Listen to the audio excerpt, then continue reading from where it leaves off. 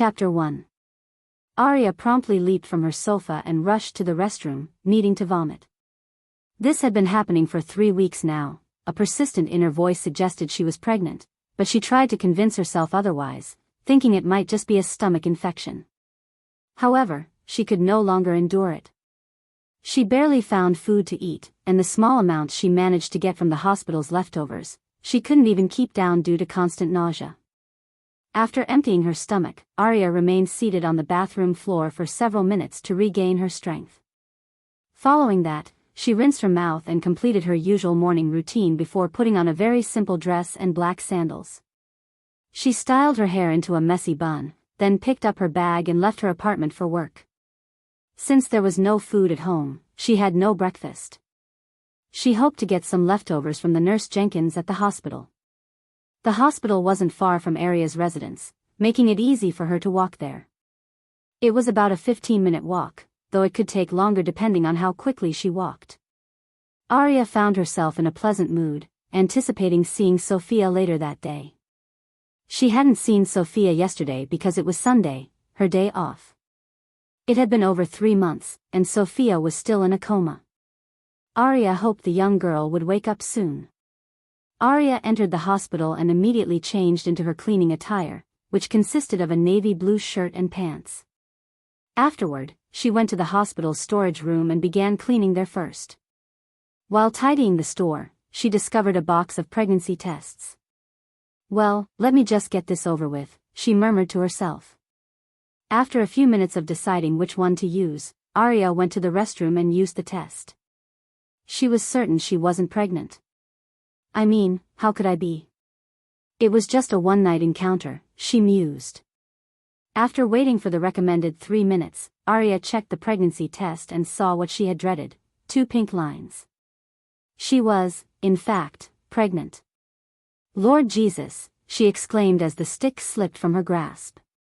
She covered her mouth with her hands as tears streamed down her face. She was pregnant and didn't even know who the baby's father was. What would she tell the child when he or she was born? Aria barely found food to eat in a day. How would she feed the child? "There's no way I'm keeping this," she whispered. She made a mental note to approach a nurse about getting an abortion pill or something to terminate the pregnancy as soon as possible. After crying for what felt like hours, Aria washed her face and left the restroom. She returned to cleaning the store, and once finished, she decided it was time to visit Sophia and clean her. It was already 9 a.m., so Sophia's father would have left. Aria had been told not to enter Sophia's room before 9 in the morning because Sophia's father typically arrived very early to spend time with his daughter before going to work, so he needed privacy with her. Aria also knew that Sophia's mother was no longer alive. The negligent nurse Miller who was supposed to care for Sophia had provided her with all this information. She entered Sophia's room, and as soon as she saw the little girl, a smile appeared on her face. She quickly went to Sophia's bedside and kissed her forehead. A stranger observing them together would have assumed she was Sophia's mother and Sophia was her daughter. Aria first cleaned Sophia's room, then proceeded to clean Sophia herself and change her clothes.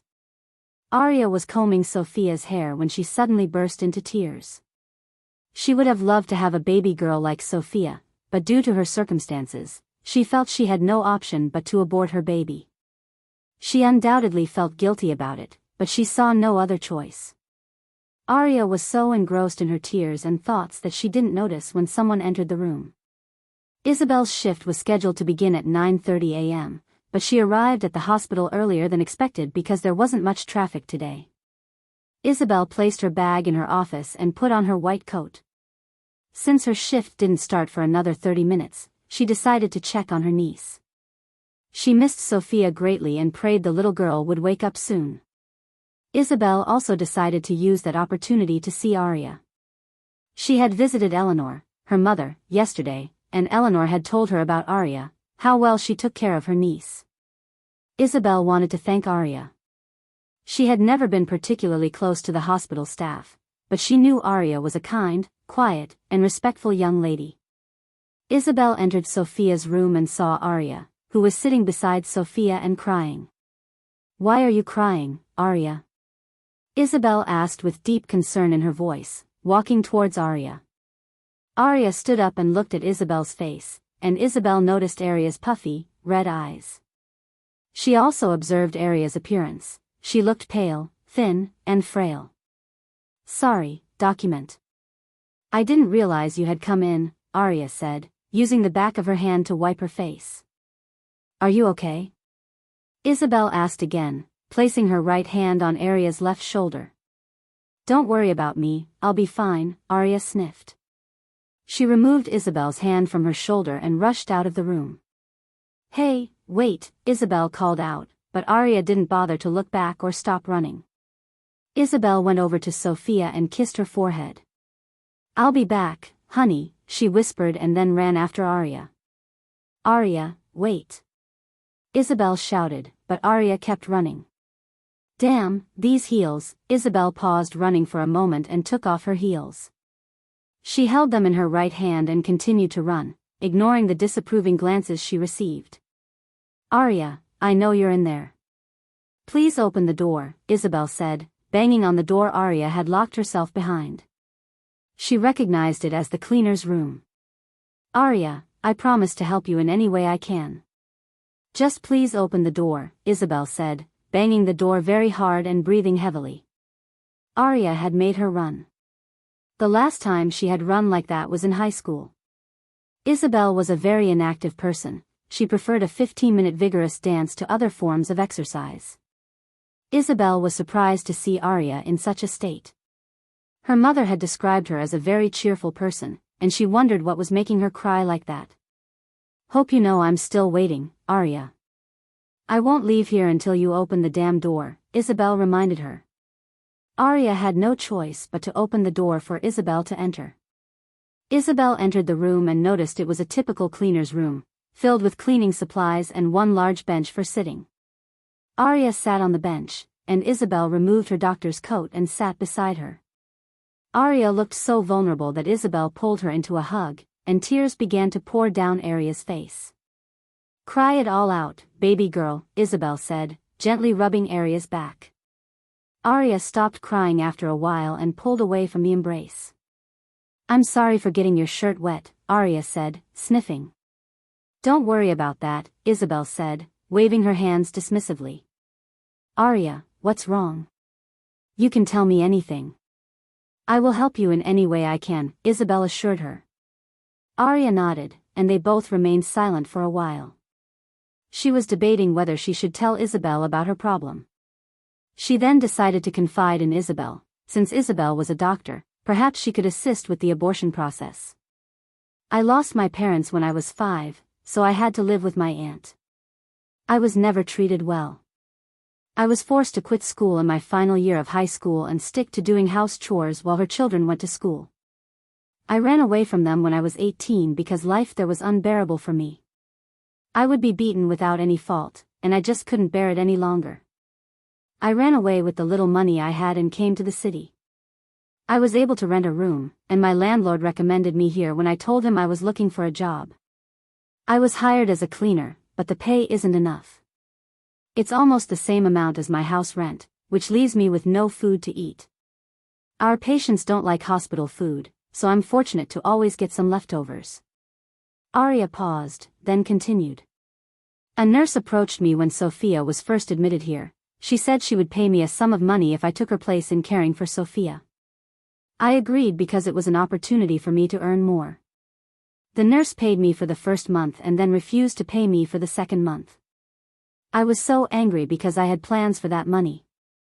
I didn't even know what I was doing that day. I remember putting on the only nice dress I had and going to the club to drown my sorrows and drink.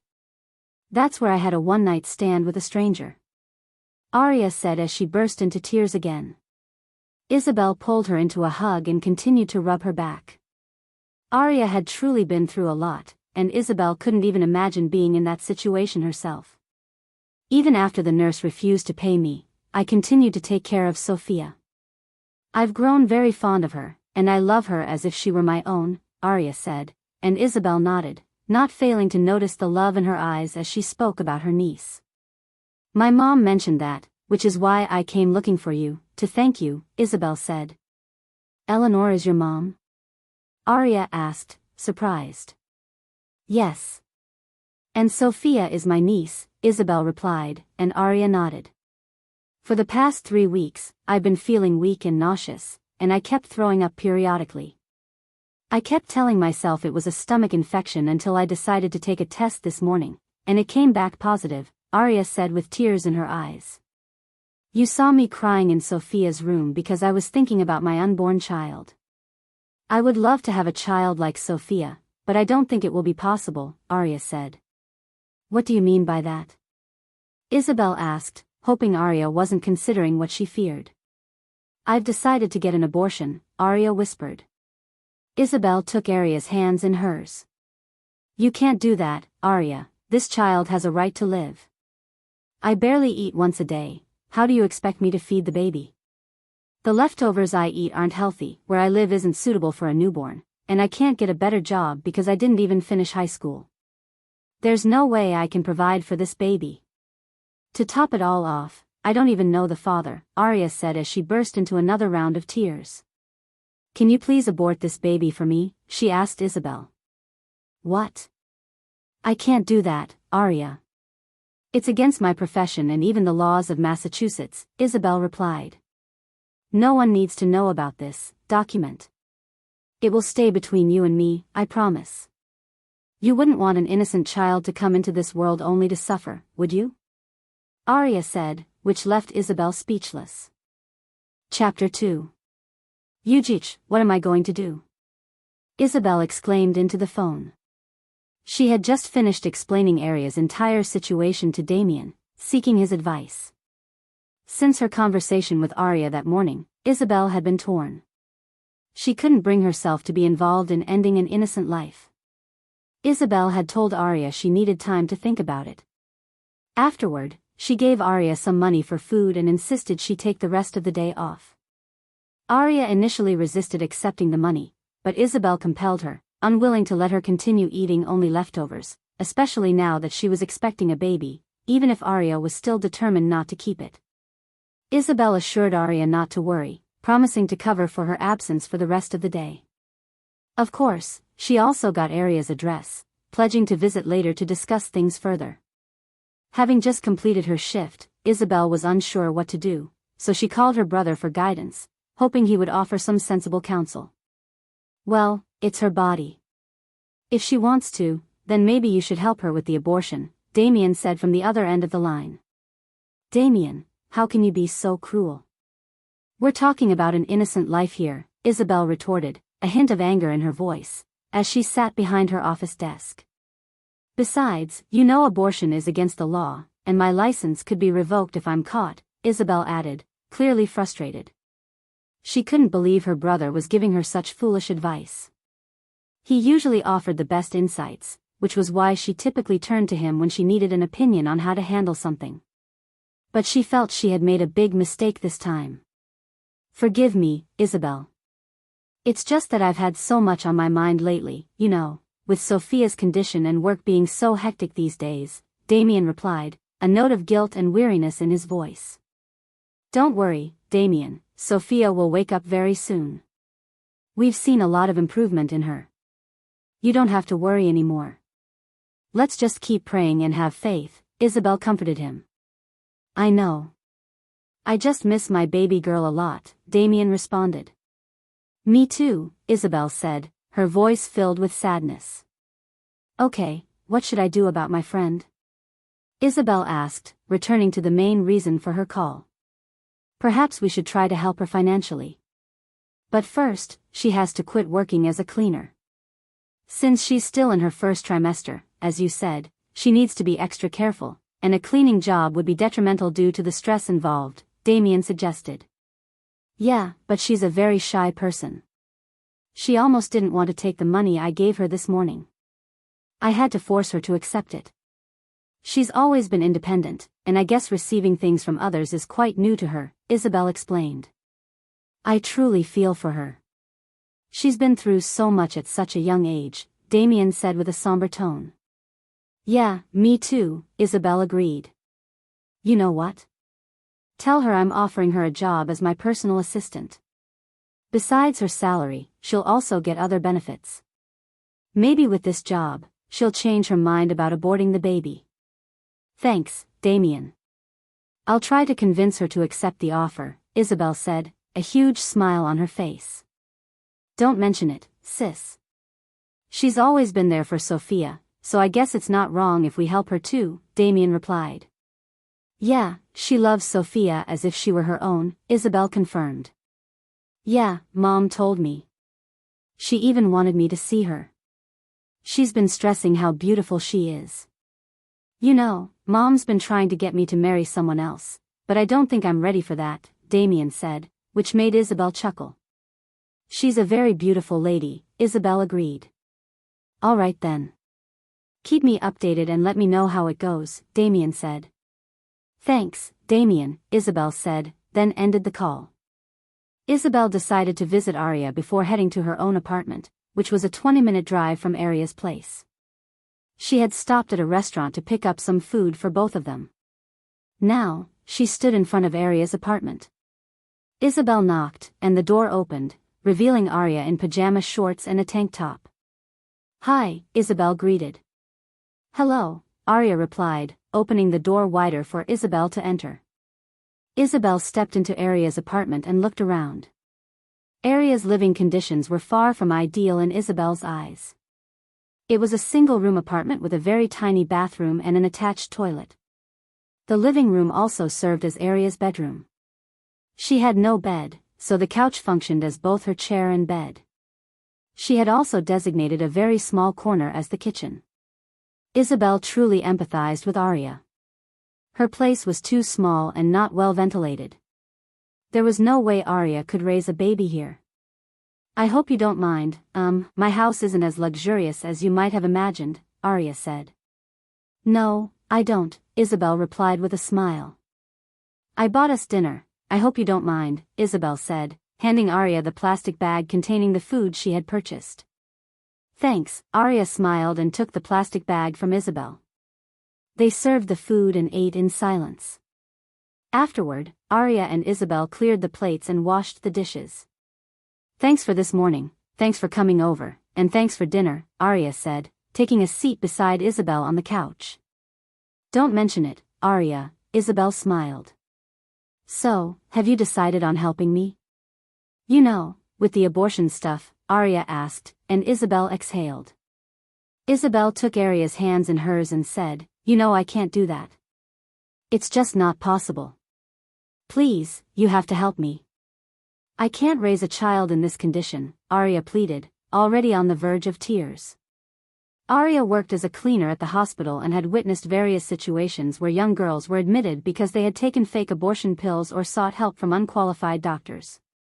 Some lost their lives, while others who survived suffered uterine damage. Aria didn't want that to happen to her, so she preferred to go about it the right way, by getting professional help. That's why she desperately needed Isabel's assistance. What if I help you find a better job that pays well? Will you consider keeping the baby? Isabel asked. A better job? Aria repeated. Yes, I told my brother about you, and he agreed to give you a job as his personal assistant, Isabel explained. Your brother?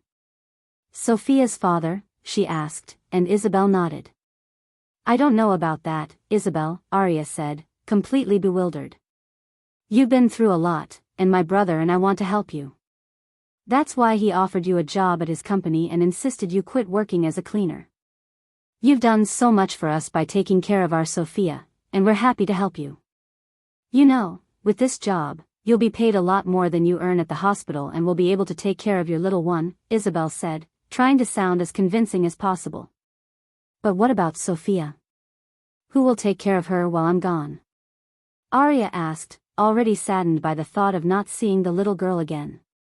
Don't worry, we'll find someone to take care of her, Isabel said with a smile. And any time you want to see her, you're allowed to, Isabel added as if reading Aria's mind, and Aria smiled at her reply. So, I guess you accept my offer? Isabel asked hopefully. I will give it a try. I'm happy you will. But I'm still not sure about the baby. I'm scared, Aria admitted honestly. You don't have to be. You have me. I'll be very happy to help you, and I'm sure my mom will be happy to help too. I know a bit about kids because I used to help my brother with Sophia. Don't worry, we'll go through this together, Isabel assured her. Have you gone for a checkup yet? Isabel asked suddenly. No. I just took a test this morning, Aria replied. So, how about the morning sickness? Isabel asked again. It's been horrible, Aria replied. Before Isabel could say anything more, her cell phone rang, interrupting her. Isabel didn't look at the caller ID before she answered the call. Hello, it's Isabel Anderson on the line. How may I help you? Isabel said into the phone. Aria noticed how quiet Isabel became, listening to the caller on the other end. Suddenly, Isabel mumbled, "Oh my God," before tears streamed down her cheeks. But then she was also smiling, so Aria concluded they were tears of joy. Thank you very much, Dr. Thorne, I will inform my brother right away, Isabel said, then ended the call. She then turned to a worried Aria, who was giving her a look that pleaded, "Please don't keep me in the dark, tell me what's happening." Sophia is out of her coma, Isabel said to Aria, immense happiness in her voice. Chapter 3. Immediately after Isabel shared the news, she called Damien to tell him as well. He literally screamed with joy over the phone, and they agreed to meet at the hospital. Aria wondered if she should ask Isabel if she could come along. She desperately wanted to see Sophia, to see the color of her eyes, to hear her voice, hoping it would be as she had imagined. But on the other hand, she didn't want to intrude. She considered letting them have their family time. However, Aria couldn't stop herself and decided to ask anyway. At least there's nothing wrong with trying, she told herself. Isabel, can I please come along with you? I'd love to see Sophia too. But it's alright if you don't want me to, Aria said. Sure, you can, Isabel replied. Really? Aria asked, surprised, as she had expected a negative response from Isabel. Sure, go get ready. Sophia deserves to know the wonderful person who had been taking care of her, Isabel said. So Aria quickly changed back into the dress she wore to work that morning and left with Isabel. Isabel rushed into the hospital with Aria following close behind. She opened the door to Sophia's room, hurried to the bedside, and pulled her niece into a hug before taking a seat on the right side of the bed. We've done a checkup on her, and she's very fine. We need to observe her for the night, and then if everything goes well, she will be discharged tomorrow morning. I'll be in my office if you need anything, Dr. Thorne said. Thanks, Dr. Thorne, Isabel said. With a nod, Dr. Thorne left Sophia's ward. I missed you, Aunt Isabel, Sophia said in her sweet, small voice. I missed you more, my baby, Isabel said, kissing her forehead. Where's my daddy? Sophia asked. He's on his way, sweetheart. He should be here any moment now, Isabel replied. I want you to meet someone, Isabel said to Sophia and gestured for Aria, who was standing by the door, to come closer. Aria walked towards them and sat on the left side of the bed, just as Isabel sat on the right. The bed was large enough for all three of them. Sophia, this is Aria, and Aria, this is Sophia, Isabel introduced them. Aria took in Sophia's features. The little girl was even more beautiful than she had imagined. She genuinely wished to have a child like Sophia. Perhaps keeping the pregnancy wouldn't be such a bad idea after all. Then Aria noticed Sophia's eyes. Her eyes looked so familiar, as if she had seen them somewhere before. Before Aria could fully grasp where she had encountered someone with those eyes, a voice interrupted her thoughts. I remember her, Sophia smiled. You do? Isabel asked, surprised. Yes, I do. I heard her speak to me in my dreams. She is prettier than I thought she would be, Sophia smiled. Oh. Was all Aria could utter. She hoped Sophia hadn't heard everything, as she recalled saying some things Sophia shouldn't have heard.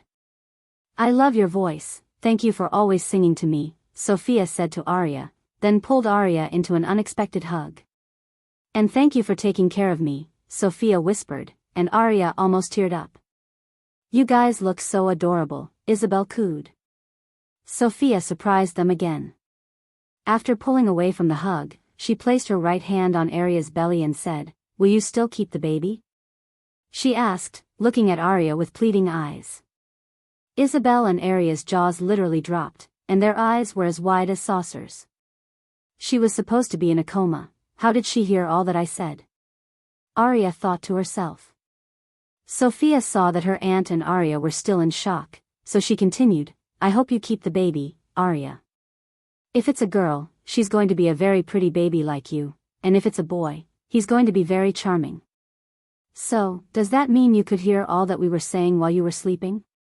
Isabel asked Sophia, referring to her coma as sleeping. Not all, but I do remember her telling me her name, singing for me, and telling me about the baby, Sophia said, and Isabel nodded. Isabel knew her niece was very intelligent for her age. With all the educational cartoons she watched, she knew how to pronounce words well.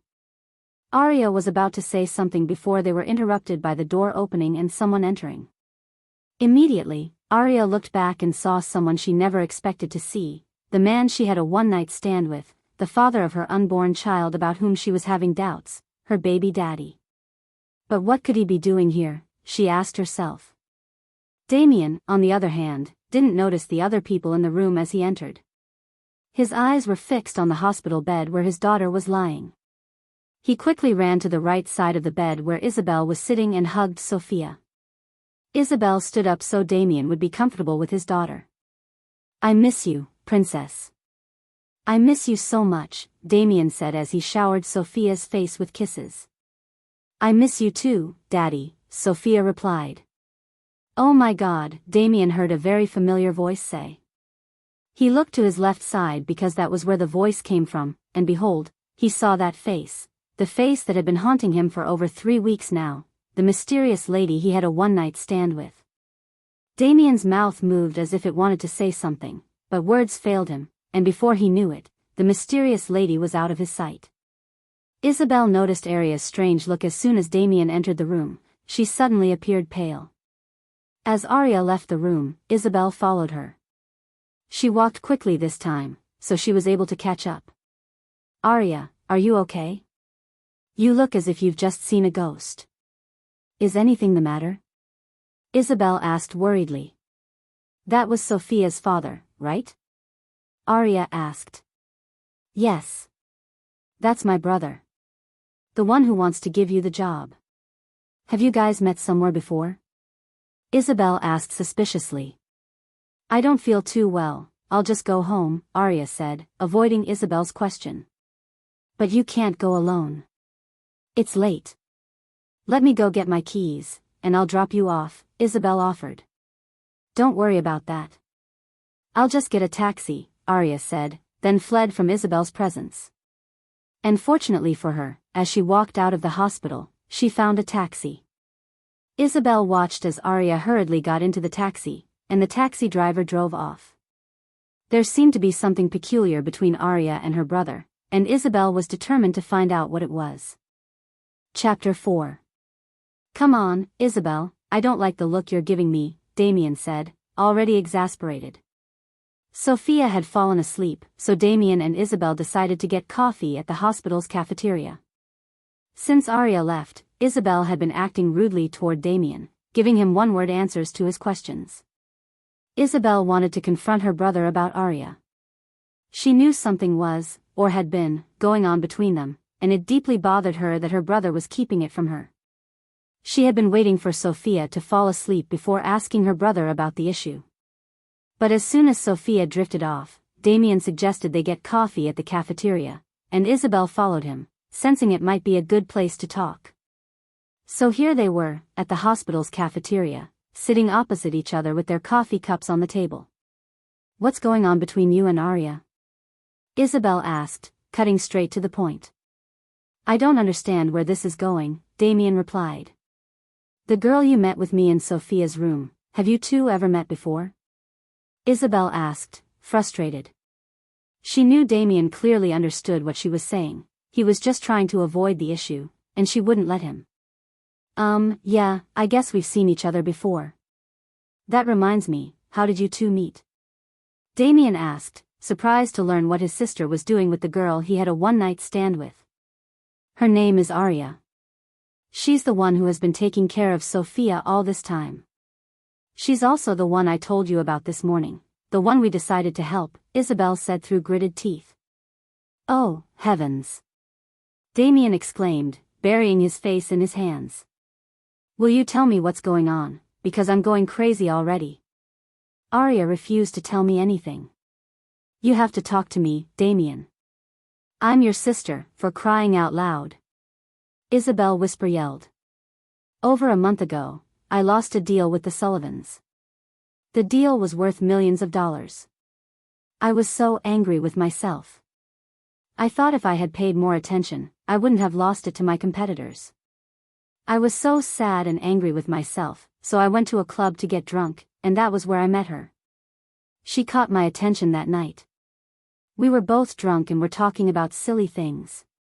To make a long story short, I ended up having a one-night stand with her. I woke up the next day and noticed she had already left. Oh, Lord, Isabel whispered. Does that mean you are the father of the child she's carrying? Isabel asked.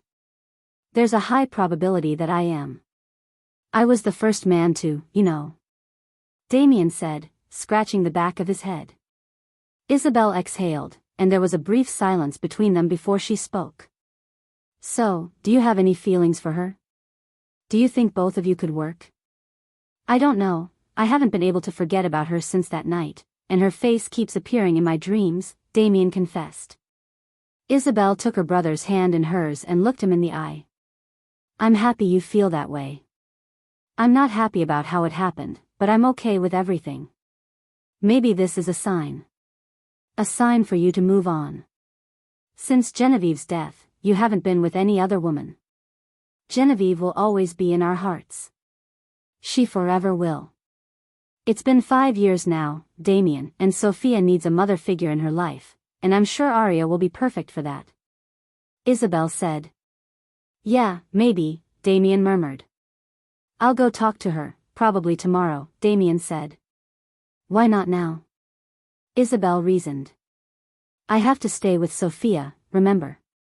I pray she's better by tomorrow morning so she can be discharged, and I can stop coming to this hospital of yours, Damien said, clearly tired of being in the hospital. If you want to do something, why not do it now? Tomorrow might be too late, Damien. Besides, you have me. I can stay with Sophia. Just go talk to Aria. I'll give you her address. With that, Isabel escorted Damien to his car and gave him directions to Aria's house, which wasn't far from the hospital. As Damien drove to Aria's place, he thought to himself, maybe Isabel is right after all. I guess it's time for me to move on. Sophia has always wanted a younger sibling to play with. Maybe Aria will give me a chance. Damien located the address Isabel had given him, and when he arrived, he got out of his car and went straight to knock on the door. A few minutes later, Aria opened the door. Damien observed her features and noticed that she looked pale and weak. Her eyes were red and puffy, as if she had been crying. Hi. Please, can I come in? I want to talk to you, Damien asked as politely as possible. Aria didn't say anything. She just made way for him to enter, then closed the door behind her. Aria asked Damien to take a seat, after which she also sat beside him, leaving some space between them. Damien couldn't help but notice how small her house was. Though it was small, it was very neat and organized. Damien didn't know how to start the conversation, but he began anyway. First, I want to say thank you for always taking care of Sophia. I'm extremely grateful, Damien said, and Aria nodded. The baby, it's mine, right? He asked, and Aria nodded again. Aria, what happened between us that night wasn't a mistake. Maybe it felt like it at first, but since that night, I've never been able to get your face out of my head. I don't know if this is a sign or something, but I want you to give me a chance to take up the responsibility of taking care of you and our baby. I want to be there for both of you every step of the way. Will you please give me a chance? Damien asked hopefully. I don't know. I don't think I'm keeping the baby, she replied. Damien closed the gap between them and took Aria's hand in his, making her look into his eyes. He said, Aria, I am here now, and there's no going back about it. You are going to keep this baby, and we will both take care of him or her. Damien said, leaving no room for argument. But I'm scared. I don't think I'll be able to be a good mother. I don't think I can go through this, Aria said, fear evident in her voice. As I said, I will be with you every step of the way. You are not alone in this. You have me, my mom, Isabel, and Sophia. We will always be there for you, Damien said, then pulled Aria into a hug. Aria hugged him back and buried her face in the crook of his neck. She loved the way he smelled. She felt safe when her head rested on his chest, she felt at home. After their hug, Damien decided to stay with Aria for the night since Isabel was with Sophia. He texted Isabel, telling her he had already made peace with Aria, after which he sent an email to his manager and secretary, informing them he would not be around for the rest of the week. Damien needed time with his family. Sophia, Aria, and his unborn child needed him. Work could come later. Since Aria couldn't afford to buy a bed for her apartment, she and Damien managed to squeeze themselves onto the only available couch in the house. It was a reclining couch. So Damien sat down while Aria lay on the couch with her head on Damien's lap. Damien covered her with a blanket and continued to caress her hair until she fell asleep. Aria woke up again with the need to throw up. She ran into the bathroom and vomited into the toilet. Damien was there to rub her back while she puked. When she was done, he made her sit on the bathtub to recover her lost energy.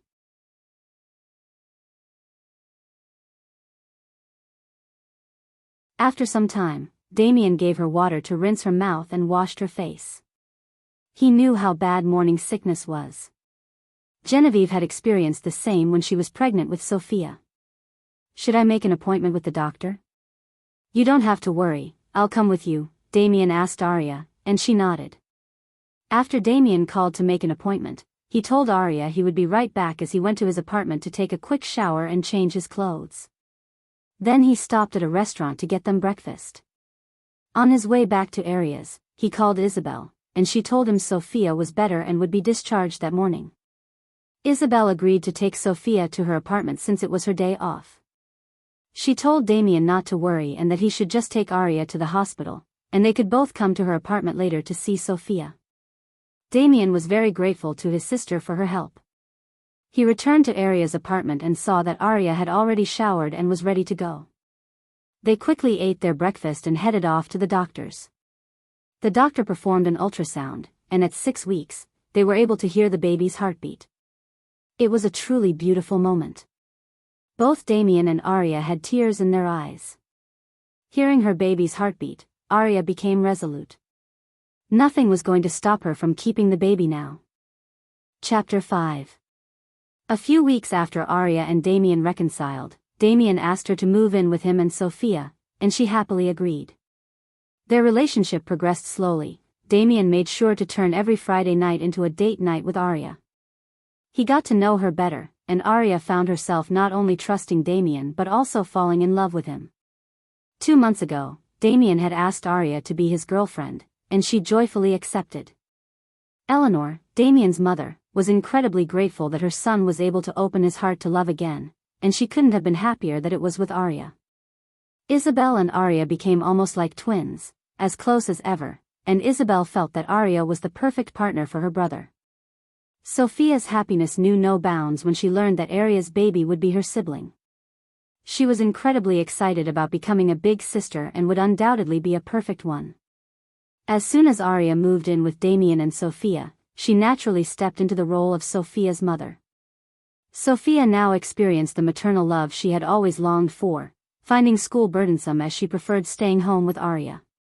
Aria began taking an online course, pursuing a bachelor's degree in arts, specifically in English and communication skills. She had always dreamed of becoming a writer, aiming to write and inspire people worldwide. Aria became quite emotional the day Sophia asked if she could call her mommy. It was a dream come true for Aria, and she was overjoyed to be Sophia's mother. During her last appointment, she discovered she would be having a baby boy. Everyone was delighted, especially Damien. They all eagerly awaited the baby's arrival. It was nighttime, and Aria was getting ready for bed. Damien had called her earlier, explaining he would be home late because he had work to do at the office. So, she had dinner only with Sophia, after which she put her to bed. As Aria was about to lie down, she heard her door open, followed by a small voice. "Mommy," Sophia whispered. Aria rushed to where Sophia was and picked her up, kissing her forehead. "Is anything the matter, sweetheart?" she asked. "I don't want to sleep alone, Mommy," Sophia whined. "You want to sleep with Mommy and Daddy tonight?" Aria asked, and Sophia nodded. Aria placed Sophia in the middle of the bed, then lay down on the right side. She put a pillow on the left side, which was Damien's side, so Sophia wouldn't roll off the bed. Before Aria could cover herself and Sophia with the duvet, Sophia quickly leaned up and kissed Aria on her cheek. "I love you, Mommy," she said, then kissed Aria's almost 7-month-old baby bump. "I love you too, baby brother," she said before lying down and closing her eyes. Aria smiled and kissed Sophia's forehead. "We love you too, sweetheart." An hour later, Damien entered the house and noticed that all the lights were off and everything was quiet. He assumed that Aria and Sophia had gone to bed. He briefly went into Sophia's room to give her a good-night kiss before going to sleep and saw that it was empty. Maybe she decided to sleep with Mommy and Daddy tonight, Damien said to himself. He entered his bedroom and smiled at the sight. His girlfriend and daughter were asleep, with Sophia's hand resting on Aria's baby bump. There was no doubt Sophia would be very protective of her baby brother. Damien always made sure to come home early from work and spend time with his family, but he couldn't today because he and Isabel had to finalize tomorrow's surprise. They had planned a surprise baby shower for Aria, and Damien intended to propose to her tomorrow.